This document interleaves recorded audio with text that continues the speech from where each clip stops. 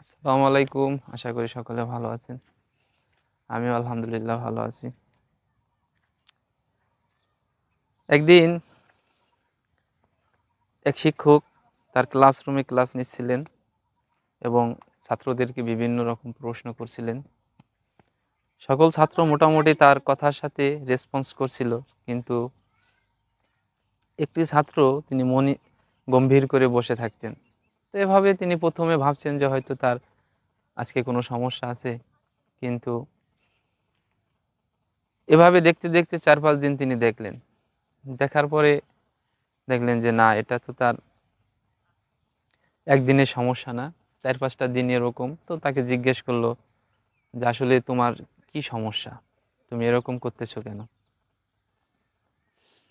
ছাত্রটি বলল যে স্যার, আমি তো আসলে শেষ হয়ে গেছি। কেন শেষ হয়ে গেছো? বলে যে কিছুদিন আগে আমার জীবনে অনেক বড় ঝড় বয়ে গেছে।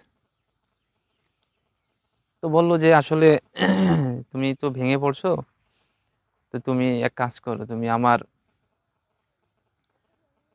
বাড়িতে আজকে সন্ধ্যার সময় এসো, তোমার সাথে আমি কিছু কথা বলবো।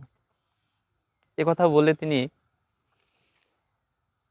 তার ছাত্রকে বলে চলে যান বাড়িতে। ঠিকই তার স্টুডেন্ট রাত্রিবেলায় বা সন্ধ্যার সময় তার বাসায় আসে। আসার পরে তিনি তাকে বসিয়ে রেখে শরবত বানানোর জন্য গেলেন। রান্নাঘরে গিয়ে তিনি শরবত বানাইতেছিলেন। ইচ্ছা করেই তিনি ওই ছাত্রের গ্লাসের মধ্যে একটু লবণ বেশি দিয়েছে। চিনির থেকে একটু লবণটা বেশি দিয়েছে। তো যখন শরবতটি খেতে দিল, তখন স্টুডেন্ট মুখে দিয়েই বলল যে উফ, এত লবণ, লবণটা বেশি হয়ে গেছে। তো একে তো স্যার, দুয়ে হলো স্যারের সামনে বলতেও পারছে না যে লবণটা বেশি হয়ে গেছে। তো তার অঙ্গভঙ্গি দেখে স্যার বলল যে কি হয়েছে তোমার? বলে স্যার, লবণটা একটু বেশি হয়ে গেছে। তখন শিক্ষক বলল যে ও, তাহলে তো আর শরবতটা খাওয়া যাবে না, তাই না? ছাত্রটি তখন বলল না স্যার, এটা তেমন কি সমস্যা, একটু লবণই বেশি হয়েছে, তাহলে একটু পানি মিশিয়ে দিলেই শরবতটা খাওয়া যাবে। তখন শিক্ষক মনে মনে খুশি হলেন যে তাহলে এখন তোমাকে প্রকৃত কথাটা বলা যায়।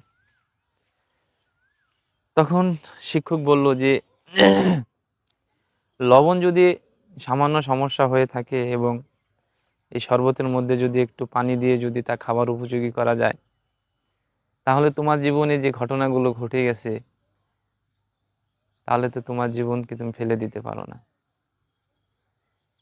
তুমি তোমার সমস্যার সমাধানের লক্ষ্য খুঁজো এবং কি করলে তোমার এই সমস্যার সমাধান হবে সে বিষয়টা উপলব্ধি করে তুমি তার ব্যবস্থা নাও।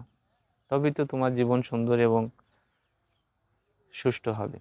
কারণ মানুষের জীবন তো থেমে থাকে না।